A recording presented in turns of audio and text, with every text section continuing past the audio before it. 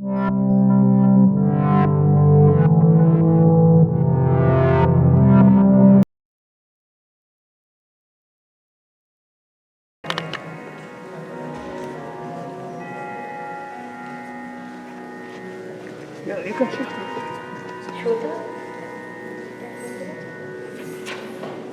is on. Can you give the mantra?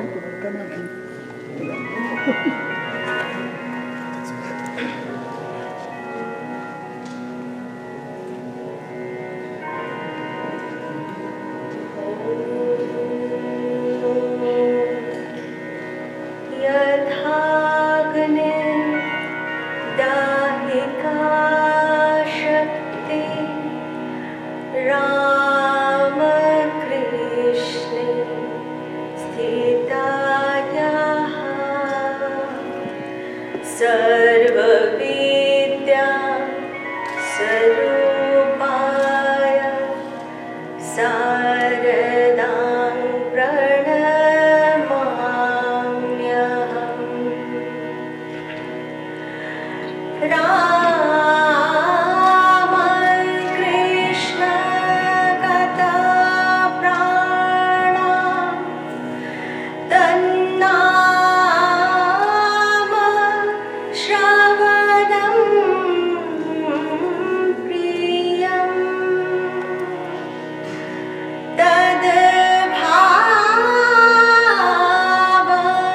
Bhavaranjita Kara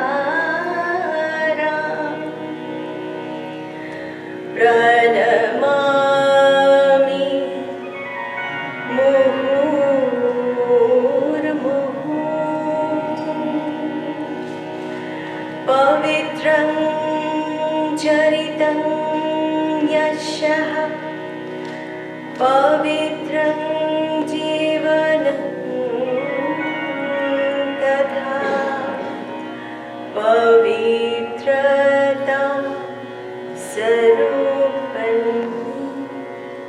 Tasmai Kurma Namo Namah Om Namah Bhagavate Ramakrishnaya Namah Om Namah Bhagavate Ramakrishnaya Namah Om Namah Bhagavate Ramakrishnaya Namah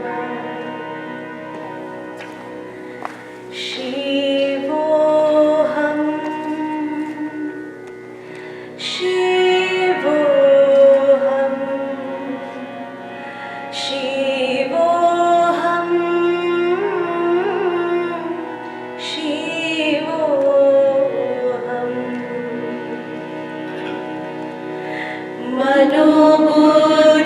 Manobudhyahankara chittani naham na ja shrotra jivve na ja gnana netre na ja bhoma bhuvi na tejo na vayu chidananda rupah shivoham shivoham chidananda rupah shivoham shivoham shivoham shivoham shivoham shivoham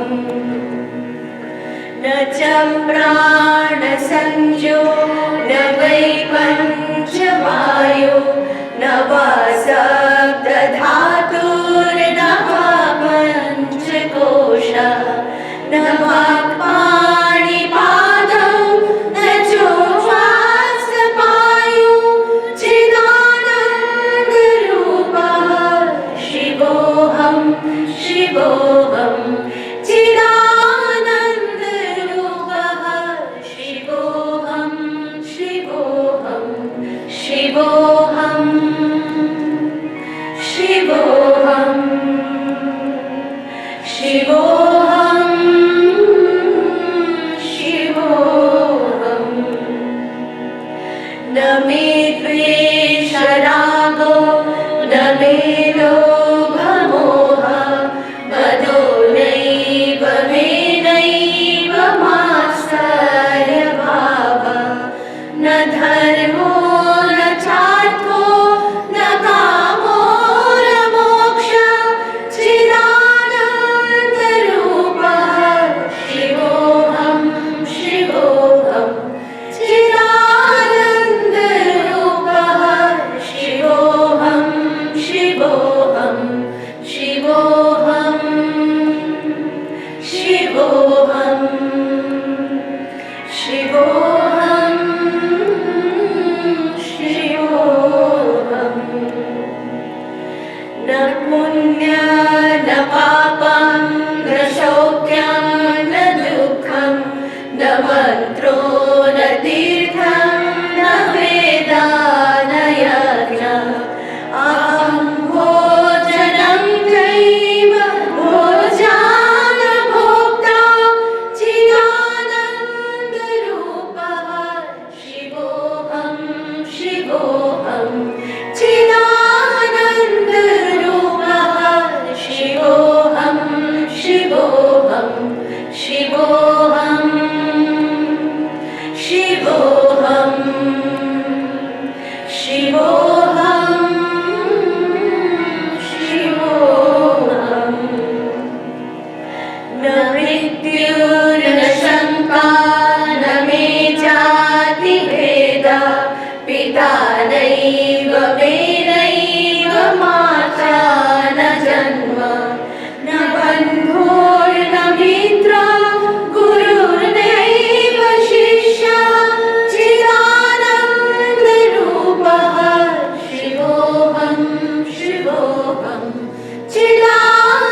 चिदानन्दरूपः शिवोऽहं शिवोऽहं शिवोऽहं शिवोऽहं शिवोऽहं शिवोऽहम् अहं निर्विकल्पो निराकाररूपो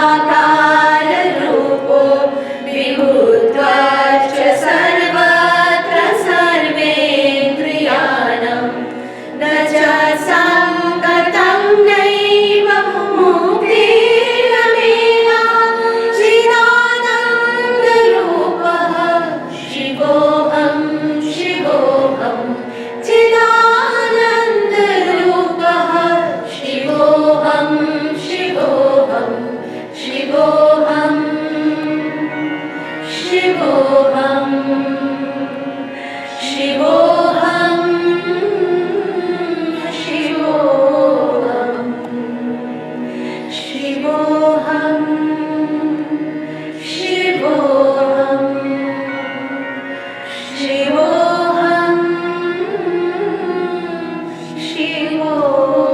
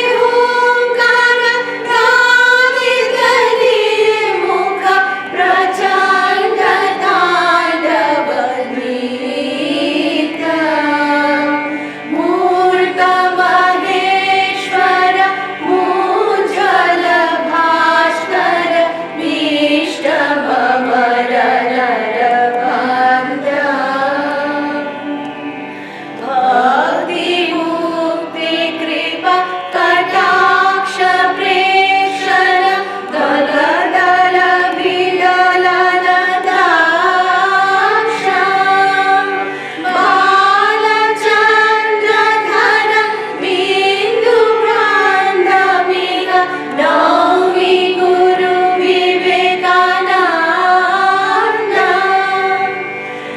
Bhakti Mukti Kripa Kataksha Prekshana Makhadala Vidalana Taksha Balachandra Dhara Bindu Bandhamiha Nami Guru Vivekananda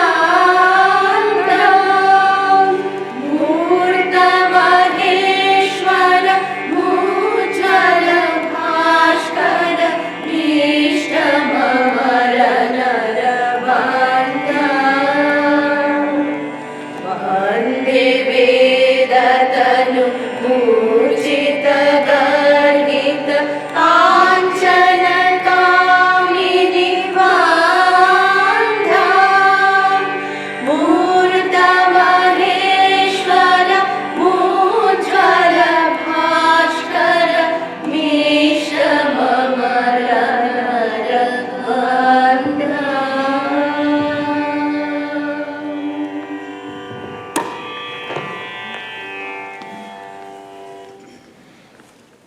Swamiji amongst us as he continues to inspire us with the teachings of Sri Ramakrishna, Ma Sharada, and Swami Vivekananda. Swami Sarvapriyananda is at present the spiritual leader of the Vedanta Society of New York since January 2017. He joined the Ramakrishna Math in 1994 and received sannyasa, completing his monastic vows in 2004. As an acharya, he has served the Monastic Probationers Training Center at Belur, India, and served in various capacities in different educational institutes of the Ramakrishna Mission in India and the US. He was a fellow at the Harvard Divinity School in 2019 through 2020. Swami Sarvapriyananda is a well-known speaker on Vedanta, and his talks are popular all across the world. He plays a prominent role in organizing and participating in various interfaith panels and seminars, including speaking at the World Parliament of Religions in Toronto in 2018 and at the United Nations headquarters in New York. We are blessed to have him with us in person. So let us take the opportunity to enrich our spiritual journey and be enlightened.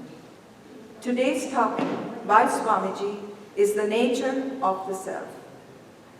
As Vivekananda said, let us keep our spirits burning till we die. Arise, awake, and stop not until the goal is reached. We appreciate your warm presence today. Kindly support DCGA and its activities through your generous contributions. Thank you. And here's to Swamiji, my sincerest pranam. I will also request all of you to have your cell phones turned off, and please wait until the lecture is over and Swamiji steps out. Thank you.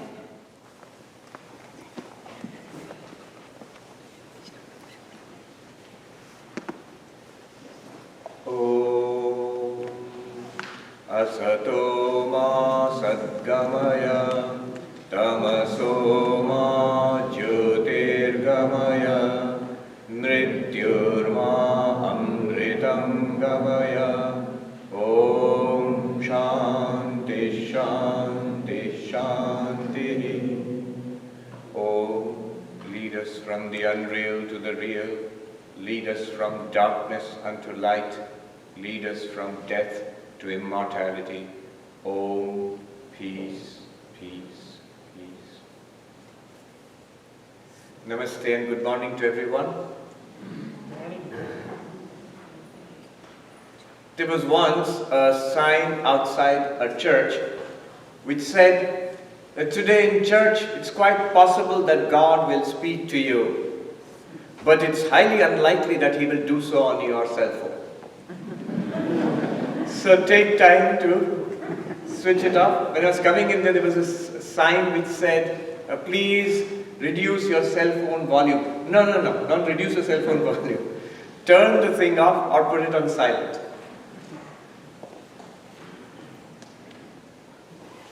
Today, the first session is the subject that is closest to my heart. It is the nature of the self, the question, who am I?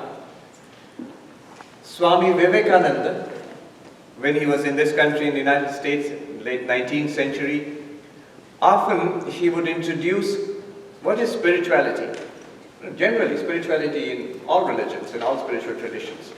It is, he would introduce it from the words of the Upanishads, Shrinvantu Vishve Amritasya Putraha Aye Dhamani Divyani Tastu Vedaham Purusham Mahantam Aditya Varnam Tamasah Parastat Tameva Viditva Ati Mrityumeti Nanyaf Pantha Vidyate Janaya. Now that's a mouthful, but what it means is this.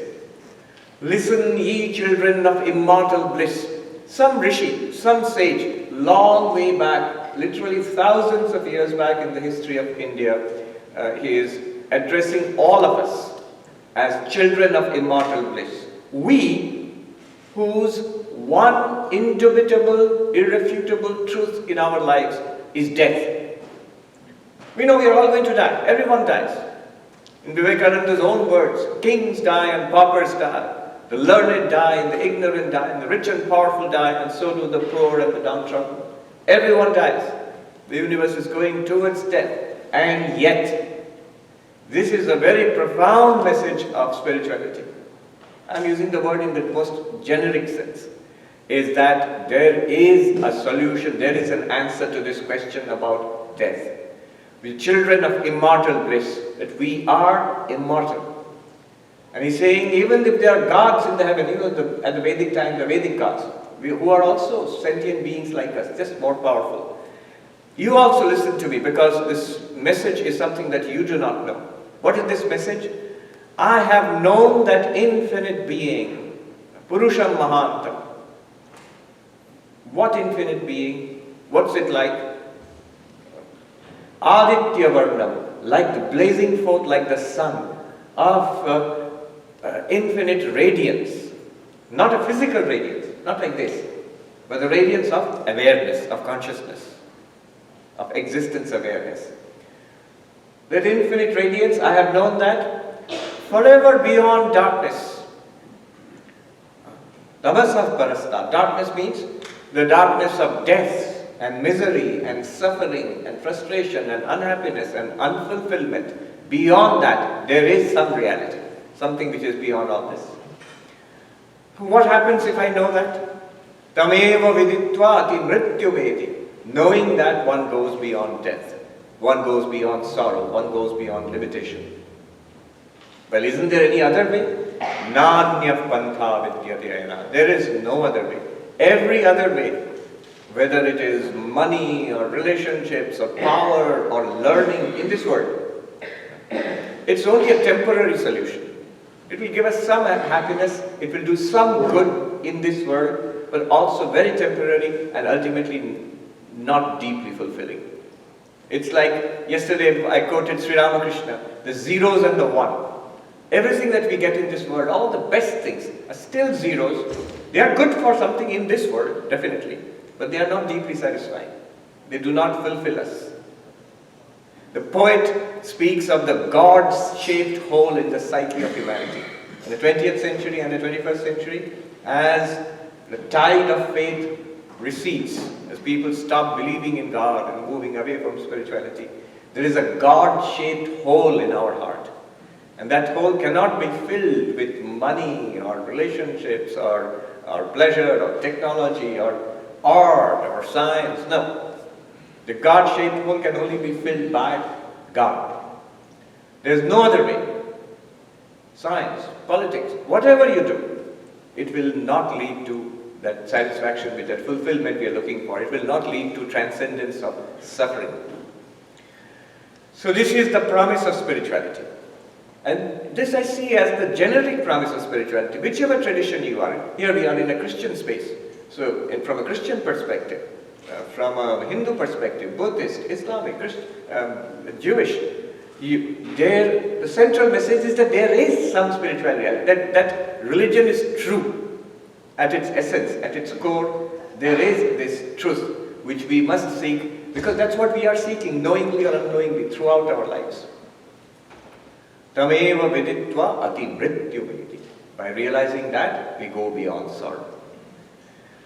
And the Indian conception, accepted by all types of Hindus, and the Jains, and the Buddhists, and the Sikhs from ancient times onwards. And in some variation you will find in different language and mythology, Christians, Jews, Zoroastrians and others also accept this, Muslims, all of them accept it. Is that from the Indian perspective, that we have had this kind of a life in the past. We have been seeking, we have been striving. Up and down, we have gone through these pathways of life many times. Many more times are there before us. This cycle of birth and death, to go beyond this cycle of birth and death, that was the project of ancient India. They had many names for it. Nirvana, Moksha, Mukti, Kaivalya, a less familiar term like Apavarga. Bhoga, Apavarga, the two words were used. Bhoga is experience in this life. Pleasure and pain, success and failure, the experience we go through in this life. And Apavarga means release from this cycle of birth and death. Now one might say, well, I don't believe in the cycle of births and deaths. I mean, the only life that I know is this life, right now. Who knows if I had lived in the past? Who knows if I will live in the future? But I have this life. In that case, the same thing can be restated in other language. That, alright, this life, but in this life also, we are seeking for an answer to suffering. Even if we don't accept past lives and future lives, at least in this life, nobody doubts that there is suffering, there is unhappiness. Even if someone says, somebody told me, Swami, don't use the word suffering, because not everybody is all the time suffering. A lot of people are alright. But yes, dissatisfaction, lack of fulfillment, no matter who we are, what we are, where we are, there's a lack of fulfillment. And we see after actually achieving what we want in life, we know somewhere deep inside, is this all? Is this all? Houston Smith, who wrote this wonderful book, Introduction to the World Religion, The Religions of the World. In a less politically correct age, the first editions used to be called Religions of Man. Now, it's Religions of the World. There, in the chapter on Hinduism, he says Hinduism speaks about the four great goals of life. Dharma, artha, kama. Kama, pleasure of all sorts, from eating a cookie to, Houston Smith writes, listening to Bach and Beethoven and others. After all sorts of pleasures, it could be the pleasure of having a gourmet menu meal in one of the finest restaurants in Manhattan, or go up the scale of pleasure, going to a Broadway show or to the Metropolitan Museum of Art and looking at the masterpieces of art in human history. And at the end of that, Houston Smith writes there, he says, a small voice tells us, is this all? Soon it will be over, this drama of life. It will go on, I know, but it will be over for me, I will die. Is this all that there is to life? So whether it is in pleasure, kama, whether it is in achievement, wealth, money, you are Warren Buffett or something like that, billionaire, there is a limit. And having achieved that limit, very few people reach that limit. Even those who achieve their goals, become billionaires, get the Nobel Prize, become, President of the United States, after achieving all these goals also, that still small voice says, so is this all? So there is something beyond, even in this life. The solution to the cycle of birth and death, it reminds me of this really hilarious story I have read, anecdote. I'm sure it happened here in Texas in the 18th or 19th centuries. Imagine the Wild West, and this guy was arrested. There's a term, snake oil salesman. They used to sell this like medicine. It's a medicine for all cures, whatever you have. So, and in those days, pre-modern medicine, people had They grasped at anything they could get. So this guy was arrested, brought before the judge. Imagine a small town in the Wild West border in Texas in those days, 200 years ago. And the guy was charged with, listen to the charge against the guy. The guy was charged with selling imaginary cures to real diseases and real cures to imaginary diseases. So someone might say, Swami, liberation from the cycle of birth and death, it's an imaginary disease. Is that a real problem at all? I don't know. Maybe, and death is the end of it. Maybe birth was the beginning and death is the end of it, nothing beyond that. So there we must say that, all right, let me put it this way. Instead of saying freedom from the cycle of birth and death, moksha from janma mrityu chakra, that's the way it is put, the cycle of birth and death. Instead of putting it that way, let me just say attainment of fulfillment in this life, here in this life. Transcendence of sorrow here in this life. Krishna says in the Bhagavad Gita, attaining which the heaviest of sorrows do not shake you. Attaining which nothing greater remains to be attained. So there is something like that. Jesus, he says in the New Testament that the one who builds his house on sand, when the waves will come and the wind will come, the house will be blown down. The one who builds his house on solid rock, the waves will come and the winds will come and batter it, but it will stand. So I interpret it this way. If you build your house on God, on spirituality, it will stand. If you build your house on materiality, on the shifting sands, the quicksand of money and relationships and power and learning, it will disappear. Learning this, let me give you an example.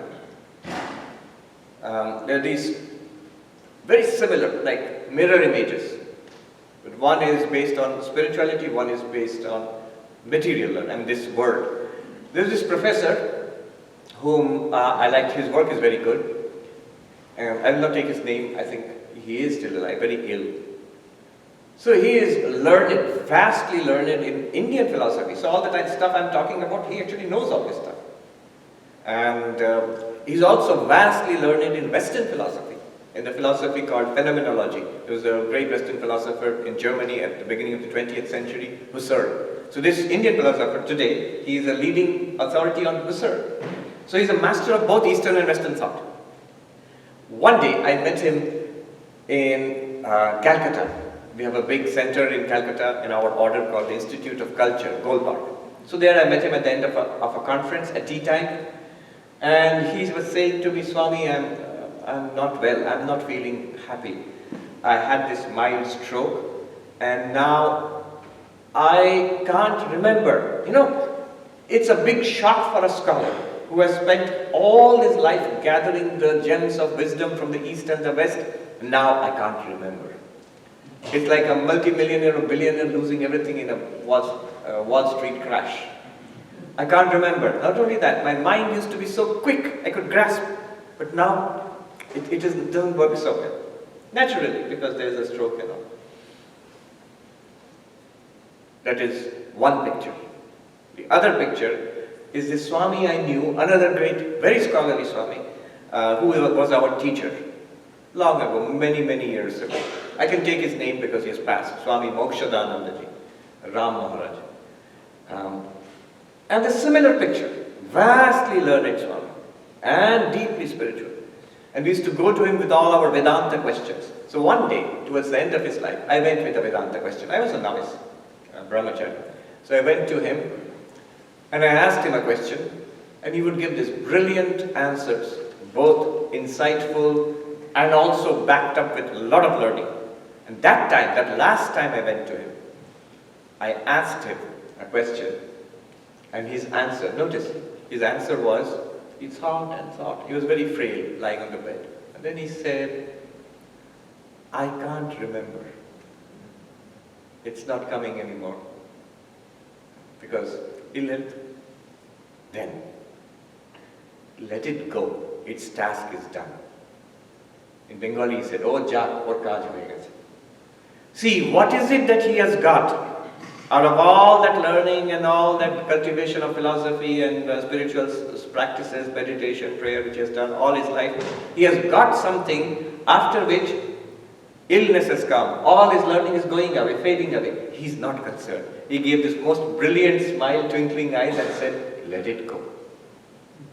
He is happy to let it go. Let all the learning go. Let all this health and body, and let the body also go. He's got something from which perspective it doesn't matter anymore. He is completely fulfilled. So here's the two perspectives. One in which we hold on to the word, there is a problem. And the other one, we've got that, which this philosophy, this spiritual teaching, it promises. Call it God, self-realization, what you will. So that is the goal. At one time, we start seeking this. We become spiritual seekers. And then we do sadhana, and we attain God realization. And it's a long process. For a long time, we have been caught up in samsara. So give it some time. Don't be so much in a hurry. I've been doing japa and meditation, nothing is happening. Well, I've been doing samsara for 20 lifetimes now in the past. So give it at least 20 years in one lifetime. It will work. Surely it will work. It is our own nature. Why will it not become manifest? It will come. Now, there are different ways of being spiritual. Don't worry, I have not forgotten today's subject. There are different ways of being spiritual. One way of attaining the same goal is the devotional approach, which it's very well known. This place, for example, is a devotional space. So in all the devotional religions of the world, in Hinduism you have Vaishnavism, Shaktaism, Shaivism, or devotion to God in the form of Shiva or Vishnu or Devi, or in Islam or Christianity. Broadly, these are devotional paths. We have a term for it in Sanskrit, bhakti, love or devotion or faith in God. Here the paradigm of spirituality is that God exists, and the problem is that we don't have faith in God, and the solution is to have faith in God. And remember, it's not true. It works. It will take you to God realization. So this is one path, but it's not the path we are talking about. The problem in this path will be lack of faith itself. Especially in this day and age, if you listen to a lot of Richard Dawkins and Christopher Hitchens and Sam Harris, you will feel that God doesn't exist. Or I can't believe in God. How do I know that God exists? Let me just give you an anecdote which I heard very recently, so I want to share it with you. It's this philosopher. She's an elderly Indian lady. She's a well-known philosopher, retired, long retired. So she told me this story just a few weeks ago. When she said when she was a kid back in India, now she is settled in Europe, but when she was in India, she used to go to Anandamayi. Some of you know, she was a saint in the mid-20th, late 20th century. Originally from what is Bangladesh now, but she settled in India, in Vrindavan and other places in India. Very highly regarded saint, mystical. I mean, if you just see her face and eyes, you can see this person is immersed in God. Immersed in God. So, this philosopher said to me that as a kid I used to go to her, and my parents were devotees, and she would talk to me about God and God realization and devotion. She was primarily devotional. So devotion to God. Now this lady, she was obviously a precocious teenager. She said, as a teenager I started reading the modern philosophers and started doubting the existence of God. So one day I went to her, still a kid. So she says, I went to the room where Anandamayi was there. She was lying down on a mat on the floor, as you do in a hot place in India. And she says, when I entered, Anandamayi started speaking to me about God as usual. And I said to her, Ma, maybe God doesn't exist. All the new reading. Maybe God doesn't exist. And the saint, she sat up and she said to me, come, sit here. So I sat in front of her, and then she said, this, I am talking to you now. Here I am, I'm talking to you. Is this real? Is this true? And I said to her, yes, this is real. This is true. Then I say to you, God is more real than this, more true than this. And this lady told me it's like 60 years ago that she had told me this. And I still haven't forgotten it. It's still so bright. I still struggle to understand it with all my studies in philosophy and all. But I know she's told me the truth. I can't argue it out and reason it out to you, but it's true. So God is more real than this. That we are sitting here and talking, nobody doubts. And yet, more real than this is God. But yes, it takes faith. So that's the path of bhakti. It can be doubted. Then there is the other path of spirituality, which is the yogic path. The yogic path says, no, not faith. I'm not asking you to believe. God exists. That ultimate reality, Purusham Mahantam, that infinite being exists, and you can realize it. And the way to realize it, we are not asking you to believe in anything. What you have to do is calm your mind, turn inwards, and we will show you the psychophysical exercises. You will attain certain different states of awareness. It's called samadhi, in which you will see for yourself that God is real. As Vivekananda said, if God exists, I should be able to see God. If I have an immortal soul, I should be able to feel it. So the yogic path says, yes, you can. That's the purpose of this path. And it's not dependent on faith or belief. It's dependent on experience. Do the practice, experience it. It's something that appeals to the empirical spirit of this age. Empirical spirit, we want proof. In this day and age, we want proof. I want to experience. And Indian spirituality has known this for a long time. So yogic experience of God, that is another path. I am distinguishing all this because I want to get to the core of what we are going to do today. But here also there is a problem in the path of experience. Notice, these are extraordinary experiences. Vision of God, extraordinary experience. It can be doubted. Why? Because the rest of us are not having it. Only the mystic is having it. All the mystics. Sri Ramakrishna himself, in his lifetime, when he was in Dakshineshwar, getting all those extraordinary experiences of Kali, very inspiring, no doubt, but majority of people around, at least large numbers of people around, in his lifetime, those who saw him, they thought he was crazy. You're just mad. What do you mean you're seeing Kali? I can't see Kali, I can't see anybody except you. So, because it's not a shared experience, it can be doubted. And it's not just Sri Ramakrishna. Mystics, those who have had mystical experience through the ages in every religion, in every period of history, they have been doubted. Because others, rest of us, we don't have those experiences. How do I know whether you're having mystical experience or you're just mad, you're crazy? And today we have neuroscience. So neuroscience will say, I don't doubt that you are having this experience. We don't doubt it. But it's not because you're seeing God. It's not because you have become one with the universe. No, nothing of the sort. It's because you have a clot on the right side of this portion of your brain. That's why. Or latest trend among scientists and a lot of other people. It's called magic mushroom. You're high on drugs. It's called psilocybin or something it's called. So a lot of experiments are going on. It can give you extraordinary experience. You will feel one with the universe. Have you actually become one with the universe? No. You're a human being. You're here. The universe is vast. How are you one with the universe? Or you feel you are having a mystical experience of God. No. You're not having anything of the sort. It's just your brain is being stimulated by certain drugs, and so you feel like that. So my point is mystical experience can be doubted. There is genuine mystical experience, but it can be doubted. Now we come to the path we are going to talk about. There is another way of being spiritual, which is the path we are going to talk about. The way of knowledge, Jnana Yoga. First was Bhakti Yoga, the way of devotion, faith. Next was Dhyana Yoga or Raja Yoga, the path of meditative experience, mystical experience. Now I'm going to talk about Jnana Yoga, the path of knowledge, the path of inquiry. Sometimes I think we do it a disservice by calling it a path of knowledge. It sounds very heavy. Oh, knowledge. I have to go to UT Austin and sit there and read a lot of books and get a degree. Then only I am a Jnana Yogi, a yogi in the path of knowledge. Nothing of the sort. You can make it much simpler. I mean, I just thought you could just as easily call it the path of noticing. Noticing. That sounds much more fun, much easier.